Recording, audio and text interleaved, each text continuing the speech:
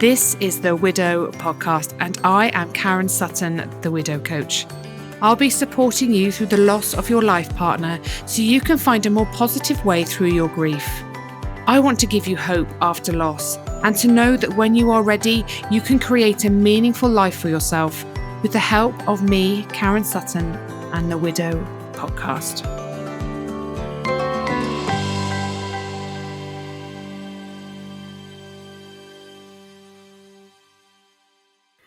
Hello and welcome back to the Widow Podcast. In today's episode, I've got a very lovely lady coming to join us to share her wisdom, her story, and to give you some hope for your journey. I have got Louise Blyth with me today. Louise is a widow, a mum, and an author. Louise has written a book called Hope is Coming, a true story of grief and gratitude. It really is a fantastic read. I have to say, I've read half of the book and I'm hooked. I wanted to have read the whole book by the time I spoke to Louise, but life takes over sometimes. But from what I've read, I highly recommend. So we'll talk more about that in a bit. But Louise, welcome. Thank you so much for coming and joining us. Thank you for having me, Karen. I'm excited to be here. Oh, it's lovely. It's so lovely. So I guess we should start at the beginning. And that was with George, your late husband. Tell us a little bit about George. He sounds like such a wonderful character from what you've written in the book about him. Yeah, so George was a larger than life character, and actually so much of his character is still so present in our lives. He died in 2016, so we're coming into our 7th year without him, and he's still very present in his life, which I think sort of speaks volumes really in terms of who he was as a character and an individual. So George was very forward thinking, very capable of making his thoughts and feelings known. He was charismatic. He was the kind of guy that sort of would light up a room genuinely when he walked into it. People would always leave knowing who he was. And often I would be just George's wife, rather than people knowing who I always was, because he definitely, I think, took the front and centre stage when we used to go places together as a couple. Yeah, I certainly got that from you in the book. You know, when you talk about when you first met him, you know, just the way that inner confidence, it almost feels like he had. Like he was just very comfortable in his own skin, very self-assured, knew people, knew how to be around people, how to make people feel comfortable, safe, and I guess accepted for who they were in that moment without any preconceived ideas from him. And he sounds like he had a wonderful outlook on life as well. Yeah, I think in many ways his outlook was wise beyond his years. So he died when he was 34. And still now, you know, I think about the wisdom that he had that I'm accruing as I go into my next decade of life without him. And I think, blimey, you know, how did he know that? Like, how did he have that wisdom? And it was just sort of in his bones. Don't get me wrong, he could also be extremely mature and silly, and lots of his friends from school and university have all sorts of bonkers stories about all of the escapades that he got up to and the Mr. He found himself in. But equally, he did have this outlook on life that was beyond his years at times. Yeah, that's so lovely. So lovely. So what happened? When did George sort of start to feel unwell? When did that become obvious to you guys? Yeah, so I am a cancer widow. And it's interesting because Karen and I had the chat before the podcast about, you know, were you expecting the loss or were you not expecting the loss? And I definitely fall into the camp of, you know, knowing that George was going to die was something I had time to prepare for. Did that make it any easier? I'm not sure, but equally that was the path that we walked. And George was diagnosed in the back end of December 2015, so just before Christmas. And the moment in our lives when he was diagnosed was we just moved house to the place that we thought was our forever home. We'd done a big relocation from the south of the country back to the Midlands, which is where I'm originally from. And he was doing incredibly well in his career. I was doing well in my career. We'd had 2 children and we felt like we had the world at our feet. And when he was diagnosed, it came as such a shock to the system. He had been poorly and we knew there was something not quite right, but we never in 1,000 years thought that he had a stage 4 cancer, which was what he did end up having.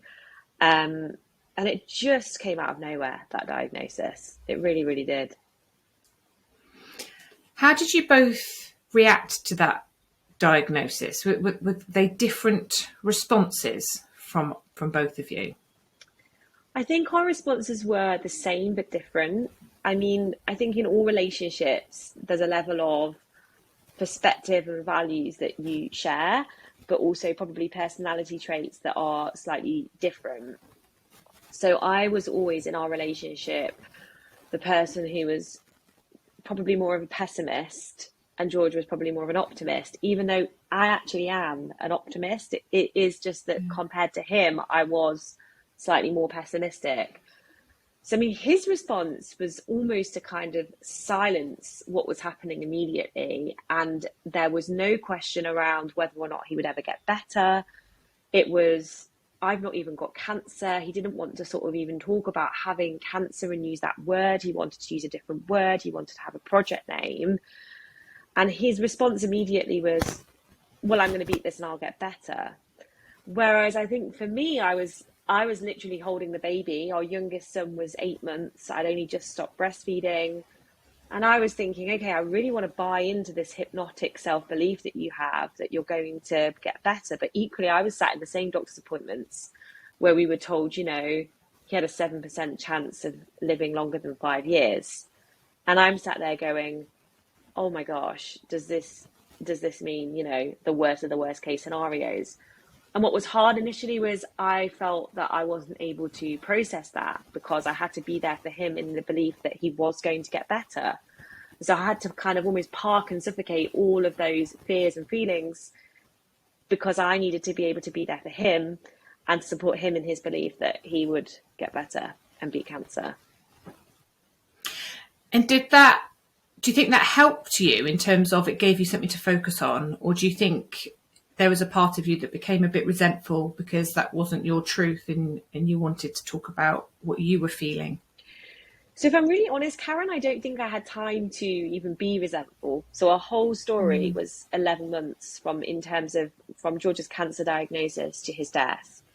So we had this period of time where he was diagnosed and we waited to start treatment. And then once you start treatment, you buy into the concept that it is going to make you better, because otherwise, how can you go through some of the really grueling treatments and surgeries that you have to go through for cancer if you're not standing on the belief that this is going to make me be better? And I think I very quickly then fell into the same mindset of, you know, we will beat this. He is going to get better. And we actually had a period of time in the summer of 2017 where George was really, really well. He actually rode from London to Paris. He was a really keen bike rider. He was kind of completing all of these fundraising challenges, and he seemed like he genuinely was taking on the world. And so I began to utterly believe the truth of, well, he's right. If anyone's going to beat this, it's going to be him. And we were in the place where he just had this huge, huge surgery to remove a huge chunk of his liver called a liver resection. And we were at a point where he was officially cancer-free. And we were kind of going, okay, maybe this is it. Maybe we are going to be the people that are the very small statistic that somehow seem to move through this horror. And it was then 8 weeks later that his cancer came back with a vengeance. And it was at that point then that we really had to face into the truth around, okay, this is not going to be the ending we want it to be. And we sat through the appointments, you know, where you get handed the box of tissues and told, we can't cure you. We're not sure how long you've got left. And that's really essentially, my book doesn't begin in that place because I told the story of how George and I met and how we fell in love. But in many regards, that was really the beginning of our story in terms of then having to accept, okay, the person who I love more than life itself, who is my God, who is the center of my universe, is going to die. And I'm going to be 33 and I'm going to be left here alone with his 2 kids. Oh my gosh. Did you have that conversation together? Did you sit down and say that out loud to each other? You know, you're going to die. George saying, I'm going to die. What's that going to look like for you and the boys moving forward? So we did have that conversation eventually, but it was literally in the last few days of his life when I think he knew and had finally reached an acceptance that it was the end. But when we were initially told that there was not a cure for his disease, it was one of those really strange moments. And I've had a few moments in my life where I've kind of thought this is a bit like a movie. Definitely getting married twice, which I can now add to my list, and having babies and graduating from university is like sort of major life moments where you feel sort of like, okay, I've got to be completely present in this because this is going to be a moment that shapes and changes the rest of my life. And we had that moment where we were sat down and we were told, you know, they couldn't cure George. And I was the one who was extremely emotional. He was very stoical.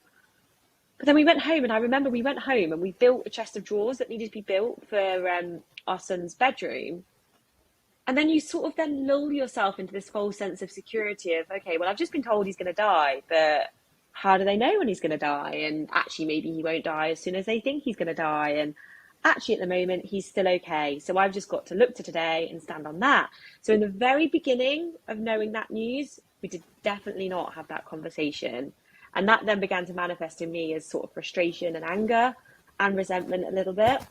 And then it was only really when he was in this place of pure, beautiful acceptance of what was going to happen to him next, which is part of the story. And I am mindful that I've just used the word beautiful around the death of someone who was 34 from a horrible disease. It was beautiful, which is why I wrote the book. And it was only in those moments then that we had the conversation. And they were really, really powerful conversations. And I'm really deeply thankful and grateful that we got to have them. What prompted those conversations? Who opened up that door for you to have them?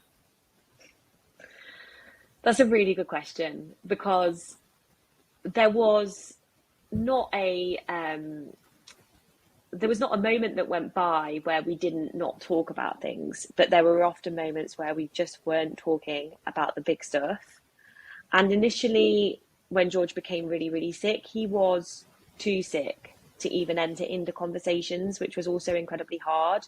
And I had so much stuff that I wanted to talk to him about. And the very premise of my book actually was born out of the fact that I was seeing a therapist at the time, and she said to me, look, do you ever journal? And I said, no, I didn't even know what journaling was back then. She said, but do you like writing? And I was like, well, yeah, I suppose so, because, you know, I did English at uni. I kind of quite like reading books. She said, right, if you can write down how you're feeling, write. And I said, well, that seems a bit strange. She said, well, what about if you write letters to George? So I started, whilst George was in the hospital, writing letters to him, which form part of the sort of middle of my book. It's kind of these love letters that I was writing to him as he was dying. And some days I'd sit and read to him what I'd written. Other days he was far too poorly. But I think I was sort of moving to the space of being more and more open. And then we had this profound spiritual moment of enlightenment, is how I will describe it.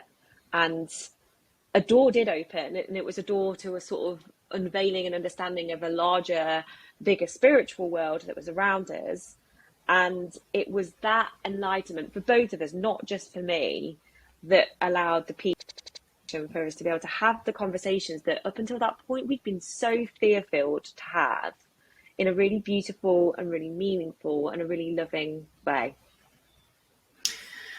I think that's such a powerful message because, you know, I speak to a lot of widows that I work with, and it does come up that, you know, when you have somebody that is dying from an illness, the conversations that both people tend to want to have but are too scared to bring up because it feels wrong, it feels uncomfortable, and it feels scary. But time and time again, I hear how intimate, how reassuring, how connecting those conversations are and how loving, because they are, aren't they? They're really intimate, powerful conversations to have. And if you can open your heart to having them, it gives you something. It brings you some peace, some love, some connection, way bigger than I think anyone could probably imagine. Yeah, agreed. But it is a really scary thing to do, because I think when you are the carer for the person who has, you know, been given the death sentence, which sounds like a quite crude thing to say, but it's the truth, you know, you almost feel sort of like you've got to take their lead.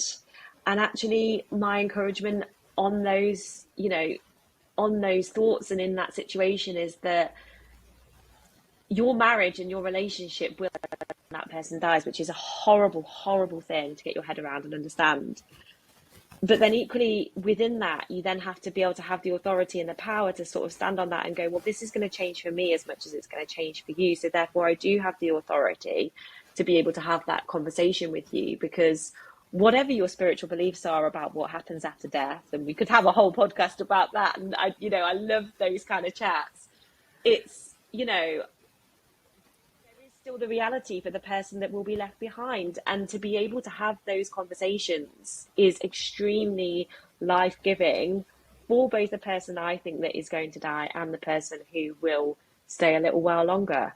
It's definitely given me so much freedom to live out this next part of my life. And interestingly, I know we were having a chat before about relationships after, you know, after the loss of a spouse, and I have gone on to remarry, and I do genuinely think that some of the reason why I had the courage to do that was because George gave me his blessing in that before he died. And people have even said to me, you know, gosh, I can't imagine standing and having that conversation with my husband or wife. And I said, yeah, but you can't probably even understand having to having to have that conversation. So it's Yeah, it is. You can't put yourself in that position, can you? When you're not there, and you are living out a life for others that you can't understand, you can't connect to, and you can't fathom, because it's too big, and you wouldn't expect anyone to. No.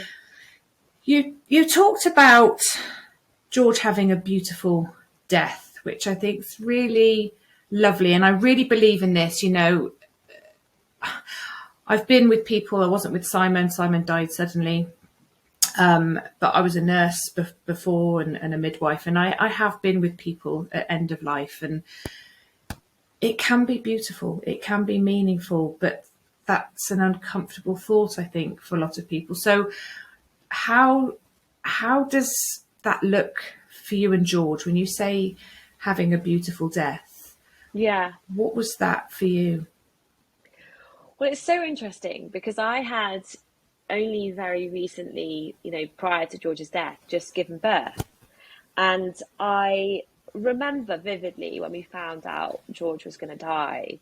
I think at times people must have found me slightly headstrong and almost a little bit, I suppose, they were probably thinking, I can't believe she's just said that, because I am a bit of a challenger and I will probably say the things that people often are thinking but don't dare to say. That's who I am as a person, which has its benefits and its disadvantages, and I'm kind of fully aware of that. But I remember sitting and going, well, you know, do we not get a death plan? And the nurse kind of saying to me, what? And I said, well, I've just given birth, you know, and I had this whole birth plan. So do we not get to do that, you know, when he dies? And they just sort of looked at me and laughed and kind of said, there's still so much work to be done in this area. And since George's death, you know, I've discovered, you know, there is a whole group of people who are super passionate about, you know, just this, which is kind of, how do I die well? And it sounds like such a morbid conversation, but I just feel really passionate about it, because I kind of think, well, we all know it's the only certainty in our lives. Like, I know that I will die, and that is the only thing I know about any of my future. So why would I not, if I want to go on great holidays and have, you know, great friendships and great relationships, why would I not want my death to be the best possible death it could be? And it might not be that, because I absolutely recognize that lots of it may be outside of my control. But I even joke with my kids about it now, and I'm like, you know, if I'm dying, don't get them to bring me back to life. Like, I just want you to worship me into heaven. Like, that is what I want. Like, if it's time for me to go, I'm ready, and I want you to take me there. And actually, in terms of what happened with George's death, like, I wasn't in that place. So just to be really clear, like, I wasn't someone who was passionate about death and dying before living through this experience. I was absolutely terrified. I'd never been with someone who had died. I'd had experience of a grandparent dying, pretty much behind closed doors, and not something I'd been confronted with and sat with and watched the changes in a body around. So there was a whole kind of learning journey on that I had to go through. But also, I kind of just thought, but this is just George. This is the person I love. Like, he's watched me give birth. He's seen me, you know, in my most intimate moments. Why can't I let him, you know, see? Why am I so scared to see him in this moment too?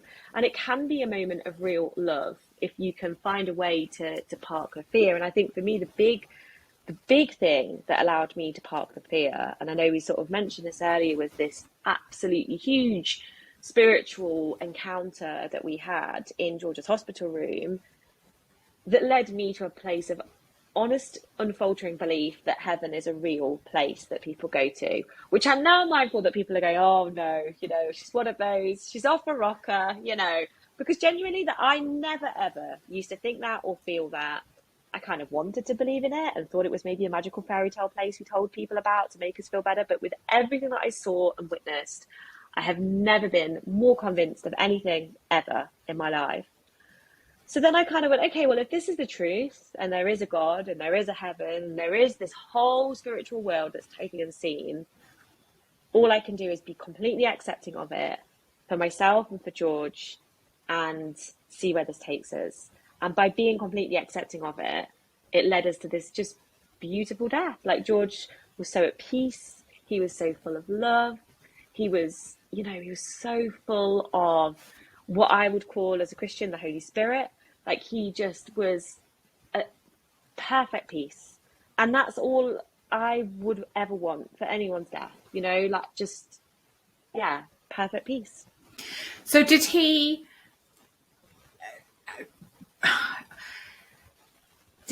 take speechless? Yeah, I know. I'm just trying. I don't know how to word it. Because did he take on these beliefs? I say take on. I don't know whether that's the right term, but did he discover this spiritual world that at the same time as you? Yes, he probably he's discovered it slightly earlier than I did, and without giving too many spoilers into my book, I tell the story of how this happened, because essentially it was so ridiculous, Karen, so dumbfounding and so unexpected, because I wasn't like someone who'd been brought up to be religious. I didn't go to sometimes go at Christmas.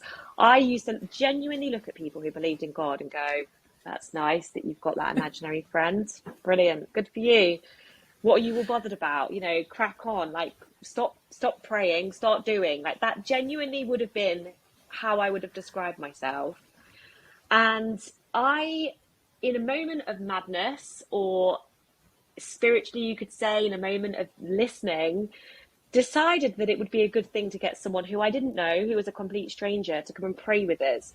But that was coupled with all sorts of other things that I was doing. I was on the hunt to make my husband's death be as beautiful and perfect as it could be. So I literally was on a mission to leave no stone unturned. And I talk about this in the book. I talk about how I genuinely looked into the Dignitas clinic in Switzerland, how I was contacting kind of new age healers. Like, I was looking under all the rocks, and I wasn't sort of like okay, no, that's not for me. I genuinely probably was the most open I'd ever been spiritually, because I was like, okay, that looks good. I'll have a look at that rock and I'll go over here and I'll do this. And so then I get this message from this girl who says, you know, I'll come and pray with you, even though she didn't know us. And I explain the story of how that happens in the book, because that's a story in itself. She comes and prays. And we have this moment where I'm sat there going, oh gosh, okay, she's saying all these words and I don't understand it and I'm not connecting with it and this is really weird and it's just not really for me. But equally, simultaneously, was feeling this like spiritual draw into this piece that was a total feeling. And I was like resisting it. You know, I was resisting it because I kept thinking, I've got to be here. Like, I've got to be present because I don't know who this person is. And, you know, I've got to be here for George. But George clearly didn't resist it. And then what happened after we had this moment of prayer was I said goodbye to this girl and had this really uncomfortable moment of kind of like, I don't know what you just did there, but that was great. Thanks for that. And almost expected her to ask me for some money, but she never, ever did. She went home. I went home. George was in hospital. And I kind of thought, blimey, I don't know what she just did, but she definitely did something. And she did it by praying. So I'm going to try and pray.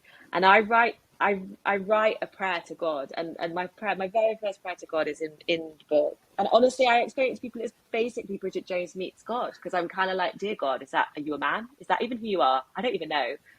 But like, I need to speak to you because you've just done something, and I've got to try and figure out if you're real and if this is like what I think it is. So I write this prayer, kind of going, yeah, this is me. I'm not really sure who you are. You know, if you can make me thinner, like make me thinner, all this kind of stuff. Go to bed.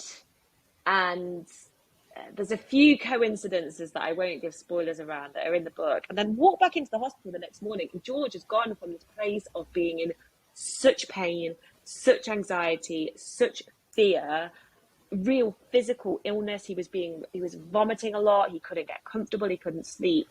To laying in his bed with his arms outstretched in like quite a holy, what you would imagine to be sort of like quite a holy position, and just sort of going to me, all the pain, it's just gone. And honestly, my first thought at that moment was not, oh, thank you, God. Genuinely, it was, oh, what have they given him now? He's off his head on drugs. He's had loads of morphine. He's on opiate-based drugs. He's lost the plot. So I went and wandered down to the nurses and said, look, what's he had? He seems to be a little bit off his head. And they just said to me, he's not had anything. He's not had any medicine. He's literally, and they checked and double checked his roster, because I said, but he says that he's feeling no pain. He's not felt like this for weeks and months. So then I kind of couldn't quite get my head around it. And I walked back in the room and he said to me, I don't know what you have done, as in to me. I don't know what you have done in terms of what you did when you prayed, but it's all gone. Everything's gone. And I'm full of light, and I'm full of love, and I'm full of hope. And at that moment, I'm getting goosebumps telling you this story now. I dropped down on my knees in this hospital room because I was literally like, I don't know what this is. I don't know what is happening. But like, thank you so much for what you've done, because I don't even know how I've done this, but I need more of it, and I want more of this, because this is the only thing that's going to get us through. And that was the beginning of my story of faith.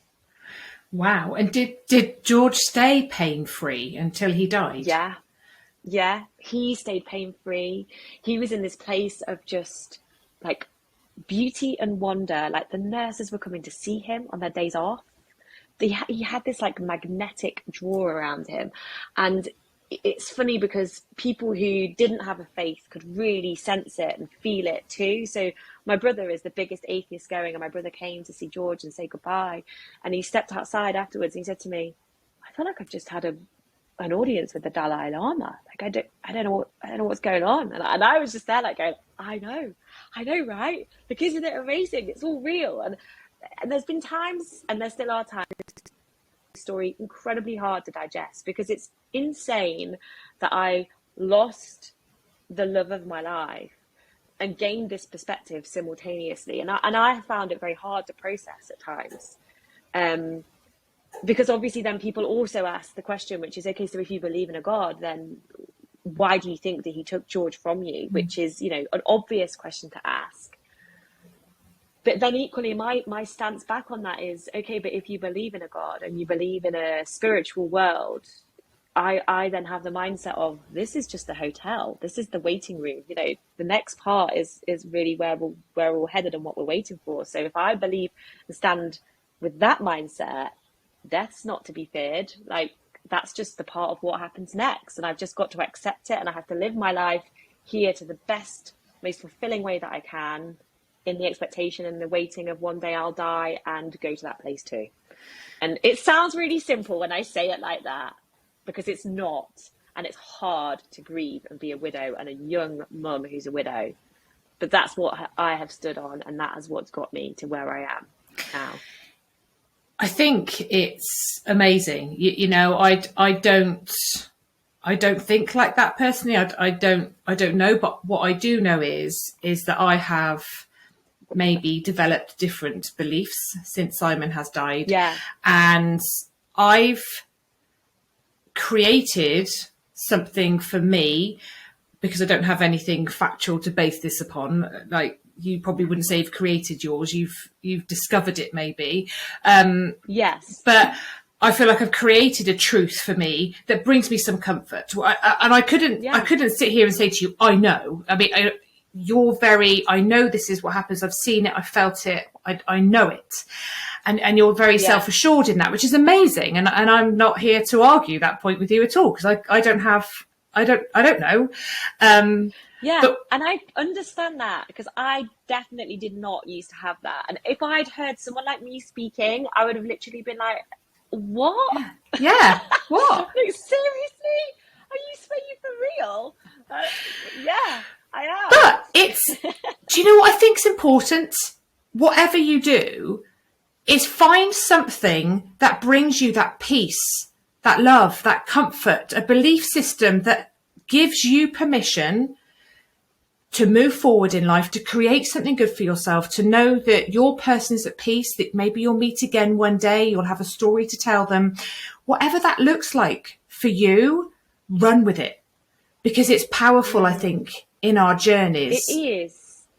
It's so interesting. So I discovered this morning, and I don't know if you'll know this, but the day that we're recording this podcast is the anniversary of Coretta Scott King's death. So Coretta Scott King was obviously the wife of Martin Luther King. Yeah. She survived him by a number of decades. So she didn't die until 2006. And I was listening to a little sort of meditation prayer app that I do every day, and she was on the prayer meditation app this morning. I was like, oh my gosh, this is not a coincidence. But she said, and her words were in an interview, I never thought that death would give me fulfillment, but death has made me look at life so differently and made me know that I need to be fully fulfilled in what I do, because that is what counts. And I don't care for finer things. I don't care for fancy clothes. And, you know, I need to find a fulfillment. And I think that if you allow what death can teach you to really linger in your bones, it can give you a perspective of life that can be so fulfilling, because once you look death in the eye, you've basically faced your biggest fear. Then you kind of go, okay, what's really important? What's really, really important in life?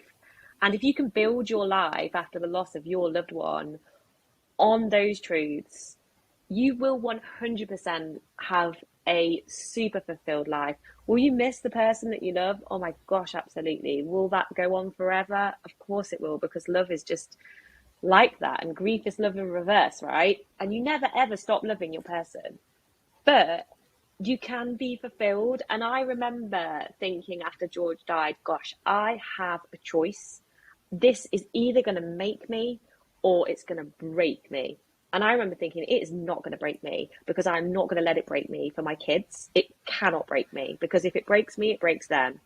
And it was also my love for them that kind of made me go, no, I'm going to find a way to make this be wonderful, even though it's awful. It's kind of like have you ever watched the film It's a Beautiful Life? Is it called It's a Beautiful Life? The film where the son and the father are in the concentration camp in Italy. Oh, no. And he makes it all a game. It won loads of Oscars. It's a brilliant film.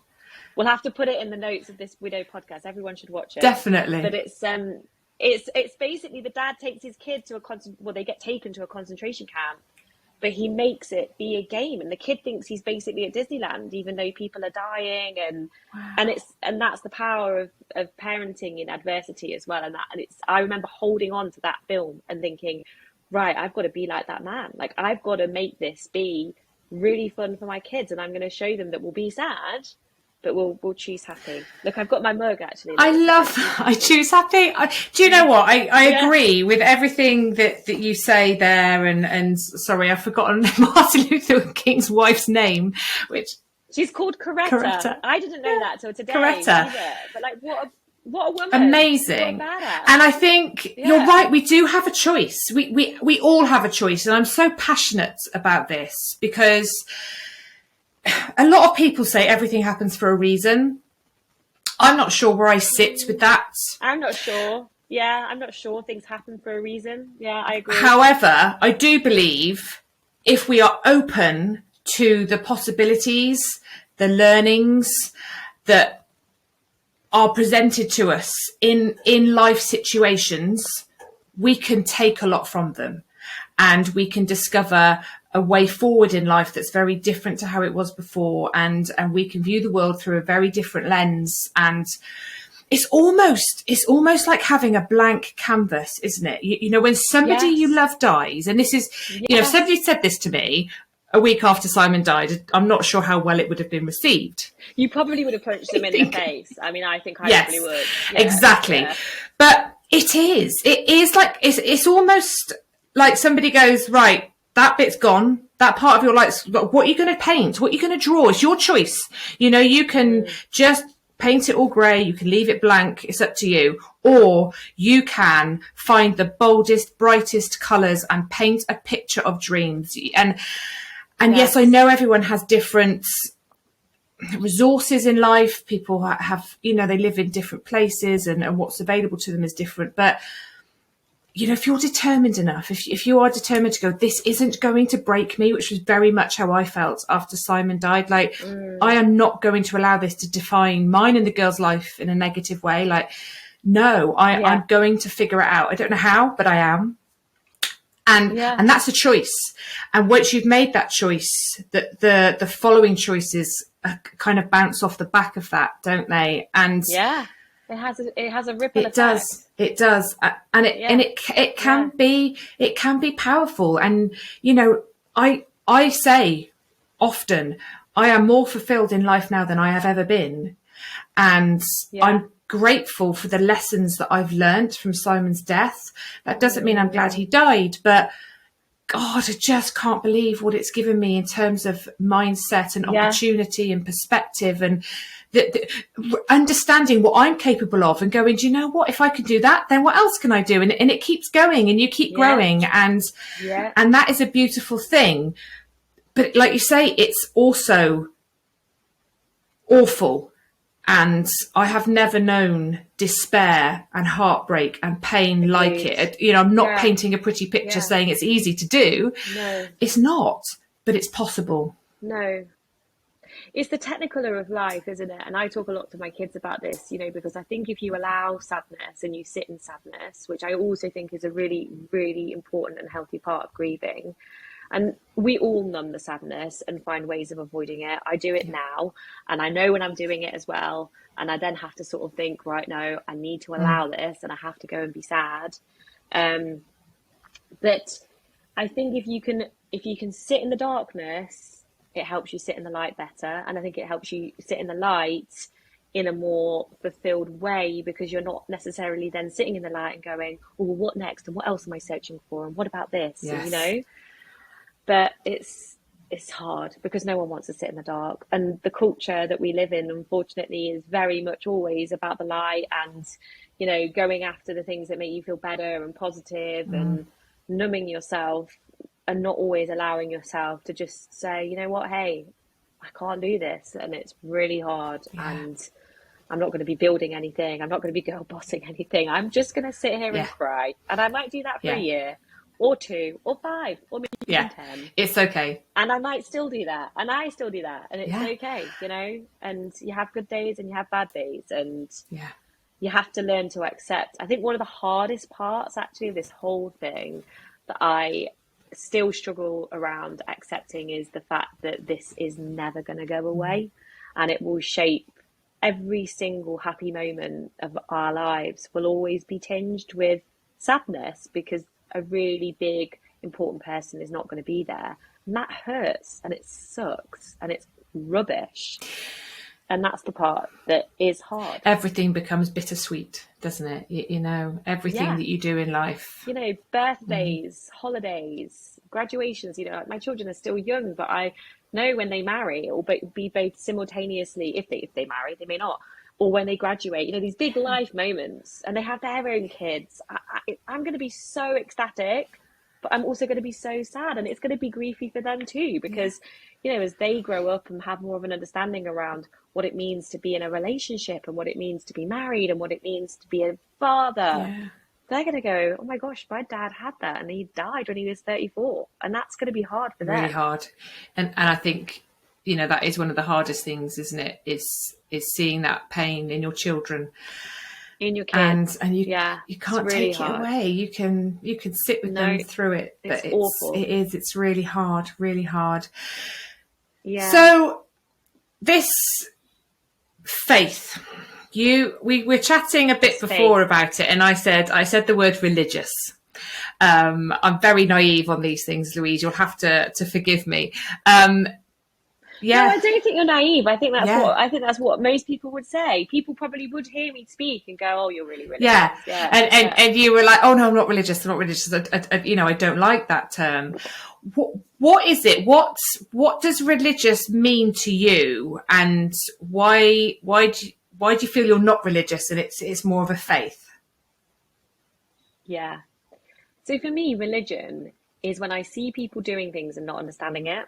So you can go into so many churches, not just churches, but other, you know, a gurdwara, a temple, a synagogue, and you can see people doing things that are culturally what is expected of them, that have no association around the kind of the what, the why, the how, because it's just what they're expected to do. And I've got two close friends. I've got a close friend who's a Jewish girl and been brought up in sort of like the Jewish culture, and I've also got a really close friend who's Sikh and been brought up in the Sikh culture, and we have such a laugh when I talk to them about stuff, because I'm always like, but why are you doing that? But can you help me? And it's not because I'm being passive aggressive, it's just because I don't understand how you can do things if you don't really understand why you're doing them.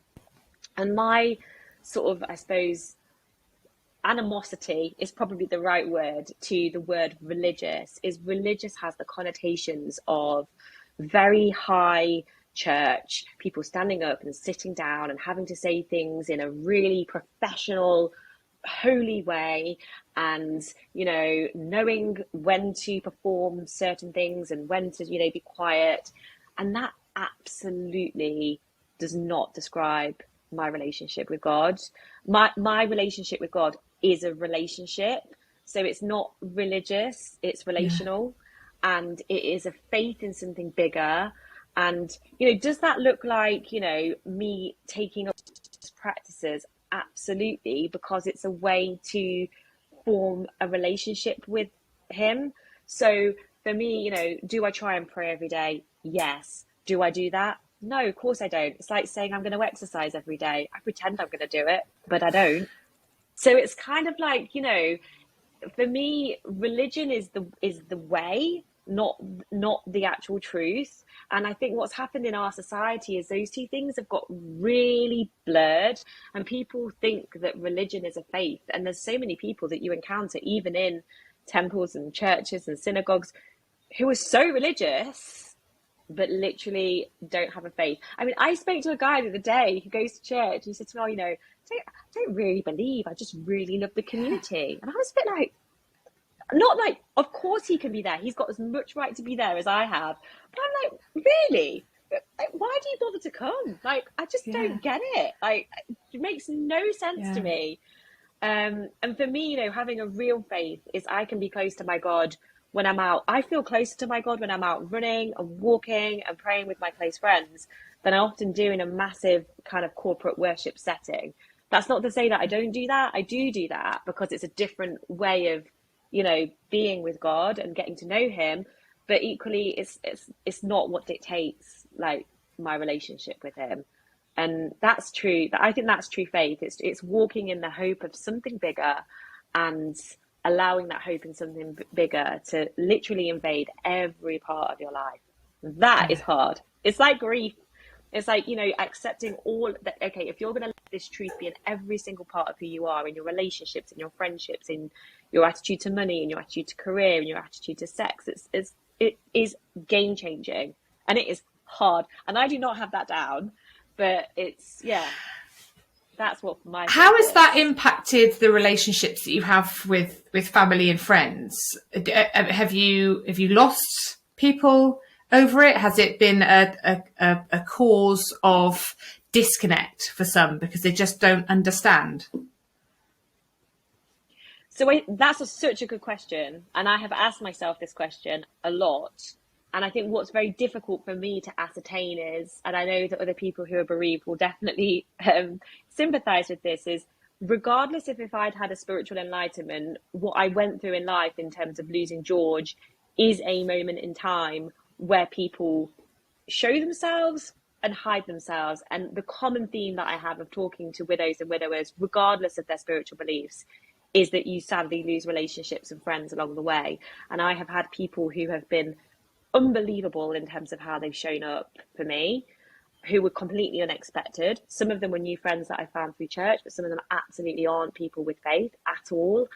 And then there's also been the people that have kind of gone by the wayside that you kind of I thought that maybe you would be one of the people that would be my people, and you're really not. And I've kind of had to ask myself, well, is that because of the fact that I found this faith, or is it because I lost my husband and you find that deeply uncomfortable? And the honest answer is, Karen, I don't know, because obviously both of those things happened at the same time. And that's really, really hard. So knowing, okay, yeah, because I became deeply spiritual and found God, is hard for me to know. I'm sure that there are people that I've lost because of that. And that's part of it as well. Like it's really, really difficult, because ultimately, if you have completely different values to people, it does mean that you don't gravitate towards them in the same way, because you just don't look at the world through the same rose-tinted or non-rose-tinted glasses. And do you think your faith has given you some comfort and acceptance around that, in understanding that, I think there's two certainties in life. One is we're all going to die, and two is that things are going to change as we go through life. Like nothing stays the same, nothing, and people are going to come and go. And that's really hard for us. Change is very hard for us as human beings to adjust to. We don't like it. We feel unsettled. We think we have to cling on to everything forever. And that's how it always has to be. But in this acceptance, in this discovery of something bigger, have you gained that perspective and understanding that things do change, that we do evolve, and it's given you some peace in that area as well, that you're not so affected by it in a negative way, I suppose? I'm going to pause because my phone's about to go flat. But you can edit at the end of that question, and then I'll do my answer, because otherwise you're going to lose me. Hang on. Because I thought I can't start moving around, because you're going to be like, "Why don't you do it?" That's so funny. Right, that's charging. Okay. Obviously, I didn't anticipate using my phone, so it wasn't. Yeah, sorry. Is that going to stay there now? No, don't worry. Now I'm trying to prop my. No, you can't, because it's got the thing on it. Yeah. Hang on. There we go. Ooh, there we go. Got it going to the wall. Is it going to stay? Well done. Yeah, that's okay. I need to just remember the question that you just asked. I was asking about the acceptance of change in relationships and people. Has your spirituality, your belief system helped you accept that things change and we lose friends along the way? Yeah. So I think that change is something that is really hard to get your head around, regardless of if you have a faith or not. I mean, I used to work in the corporate world, and I used to work in a place where I managed, large teams of people, and we used to talk about something called the change curve, which is actually based on Elizabeth Kubler-Ross's loss curve, isn't it? Yeah. Grief. It's the same psychologist, and you can pick holes in it. Pick holes in the Kubler-Ross stages of grief. And I've always known that change is really, really hard. And I don't think anything can prepare you for what the changes are and will be that you navigate once you lose the person that is your person. And I think that even if you have a faith, you still have to walk through that change. I think the difference that having a faith makes is it gives you something bigger to stand on and to hold on to. But equally, the part for me that's been quite magical, actually, I'm going to use the word, in terms of the discovery, has been the words of comfort that you can take as well from scripture, so from the Bible. And again, part of me, Karen, is it's like, who even am I? Like, am I even saying this? But just a background, so I did a degree in English, so I've always really liked reading and, studied Shakespeare and everything at university, and kind of always found meaning in words, and words is very much my love language. And I've been really, really surprised, really beautifully surprised by how much meaning I've found in some of the parts of the Bible. Like I struggle with the Bible, and I still do at times. It's a very difficult book. It's hard to understand. It's hard to read. You can't read it like you sit down and read Harry Potter or Hope is Coming.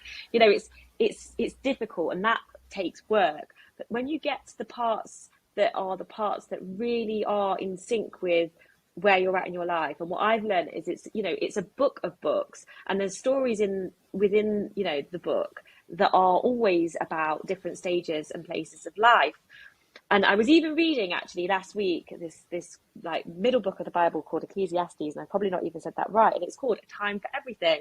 And it starts off with, there's a time for everything. There's a time to mourn, there's a time to dance, there's a time for joy, there's a time to feel sad, there's a time to work, there's a time to rest. And actually what my faith has given me is this hope in something bigger, and also it's given me kind of access into this world of stories where I can do things that are the human condition and how people have then navigated that. And whether or not you think that's the truth, I mean, who knows?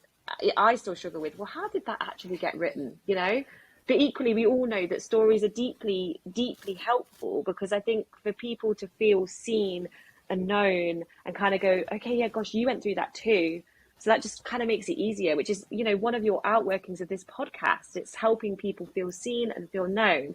And that for me has been really helpful, to kind of just have that connection to stories from the past of people that have lived through what I've lived through. But then equally, the kind of flip side of this is then, stories of the now that I find through Instagram. I've got such an incredible community of bereaved people that I've met through social media. And knowing them and knowing their stories is helpful too, because it gives you that feeling of I'm 100%. Not alone, And I think in grief, if we can learn to be open-minded, open-hearted, there is so much for us to take in all different areas, whether that's in different spiritualities, different religions, different books, different stories, different perspectives of the world from people. You may not agree with all of it, you may not take all of it as your truth, but there will be something in there that touches your heart, that resonates, that makes you think a little bit deeper, and you go, I like that makes me feel good, I'm going to take that and I'm going to run with it.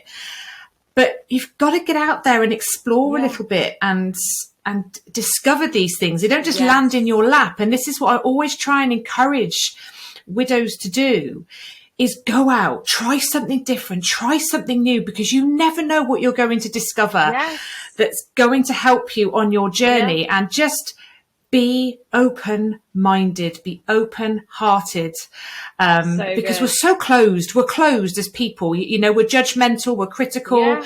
Somebody says something about religion and it's not our religion or belief system. We go, oh no. And it's like, question your own stories, question your own belief systems, because where do they come from? Are they based in something that makes you feel good? Have they been born out of a good experience in your life, or have you just taken it from somebody else actually, and it's keeping you in a place of discomfort? So good. I agree so much. And that's exactly what I've done. I've kind of been on this voyage of discovery. I mean, that sounds so cheesy, doesn't it? But it's like, and I actually, even intentionally, and I was in a very lucky place. I'm very mindful of this, that I was able to do this. But I took 2 years out of my corporate job to do just that.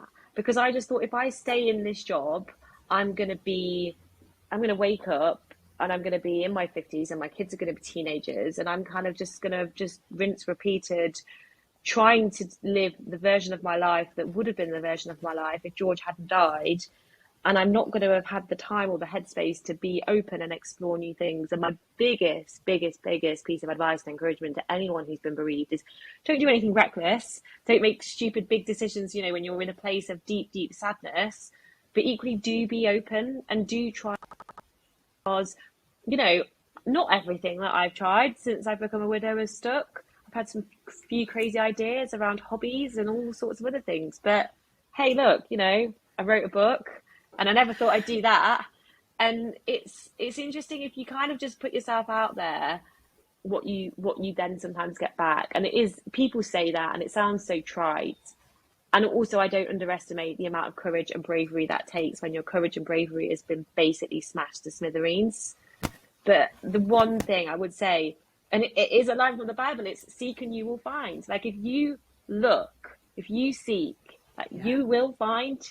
If you're looking and you keep banging on doors, eventually what you're looking for will come. But I think the problem is that we always think it should be now.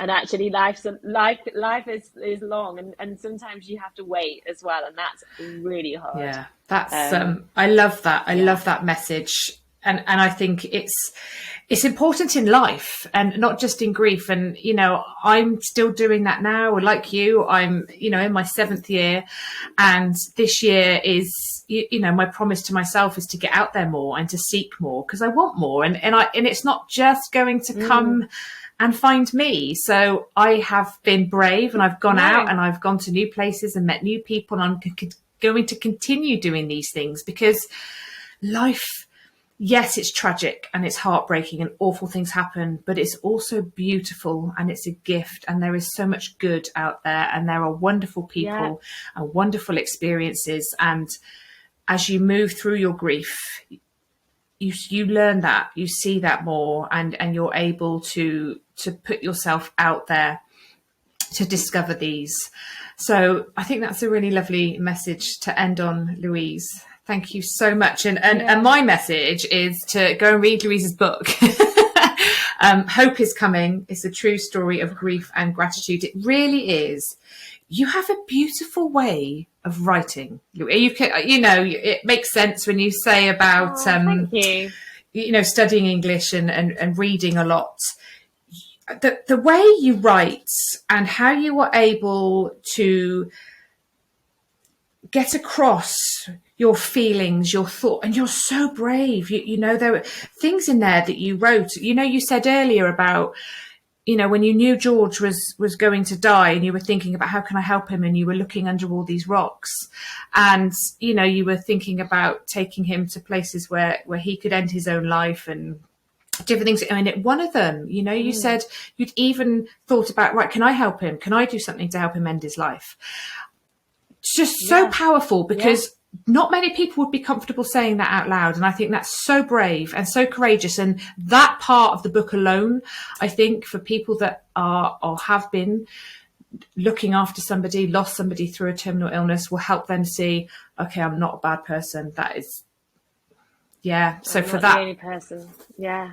And that's why I wrote the book. I just felt I felt like I'd been given such peace and understanding around George's death. And I just thought, if I can give anyone else peace and understanding in death, that's what I want to do. And it's not about, it's absolutely not about, I've got this faith and you've got to have it too. That's absolutely not the reason I wrote my book.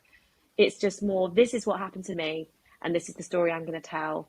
And, I wish that I'd read a story like this, because I think it would have helped me. And that's the power 100%. of storytelling, isn't it? Right? There's so much power. And there's a lot of lovely little tips and tools and ideas in here to help people navigate their grief and support themselves through it, which I think are wonderful. It's beautiful. Like I say, I haven't read it all yet, but I am hooked. And it's beautiful to read. So thank you, Louise. Obviously, I will put a link to the book in the show notes. So if anybody wants to go and purchase it, I thoroughly, highly recommend that you do so. It's wonderful. You can even have my Dorset Tones reading it to you if you want. I did an audio book as well. Wonderful. But thank you so much, Louise. It's been, I could sit here and talk I haven't got through half the things I wanted to talk to you about, which sounds of a great conversation.